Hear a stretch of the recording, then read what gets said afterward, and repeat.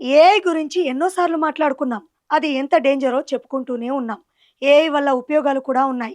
కాదనట్లేదు. కానీ దాన్ని ఎంత దుర్వినియోగం చేయొచ్చో తెలుసా?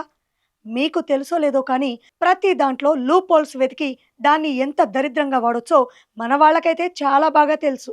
ఓడియమ్మ బంటి దీన్ని ఇలా కూడా వాడొచ్చా? అని దాన్ని కనిపెట్టిన వాడు కూడా షాక్ అయ్యే రేంజ్‌లో వాడేస్తున్నారు మన నెటిజన్లు. గ్రోక్ ఉంది కదా! దాంతో అడ్డమైన పనులన్నీ చేయించుకుంటున్నారు.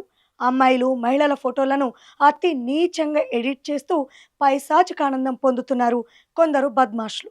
మరి చిన్న పిల్లలను కూడా టార్గెట్ చేస్తున్నారంటే వాడు పుట్టింది నిజంగా ఒక మహిళకేనా అనే డౌట్ కూడా వస్తోంది. ఇలాంటి బద్మాష్ గాళ్లను ఏం చేసినా తప్పులేదు. ఇప్పుడు అదే పని చేస్తోంది కేంద్ర ప్రభుత్వం. ఎక్స్ అంటే ట్విట్టర్‌కు ఒక నోటీస్ పంపించింది. ఫస్ట్ ఏఐ చాట్‌బాట్ గ్రోక్ ద్వారా క్రియేట్ అయిన దరిద్రపు గొట్టు కంటెంట్ అంతా డిలీట్ చేసి దానికి సంబంధించిన ఫుల్ డీటెయిల్స్ ఇవ్వాలని ఆర్డర్ వేసింది. ఎవడైతే వాడి బుర్రలోని చెత్తనంతా గ్రోక్‌లో డంప్ చేశాడో వాళ్ళ డీటెయిల్స్ కూడా ఇస్తే ఆ చెత్త నాయాళ్ల తుక్కు రేగ్గొట్టే పని మేం చూసుకుంటామని కొన్ని వివరాలు కూడా అడిగింది. ఇక్కడి దాకా బాగానే ఉంది కానీ ఆ పనేదో తొందరగా చేసి స్వచ్ఛ భారత్ తరహాలో స్వచ్ఛ్ సోషల్ మీడియా క్యాంపెయిన్ చేపట్టి నెట్టింట్లో పేరుకుపోయిన చెత్తనంతా ఊడ్చేయాలని కోరుతున్నారు పద్ధతిగా ఆలోచించే ప్రజలు.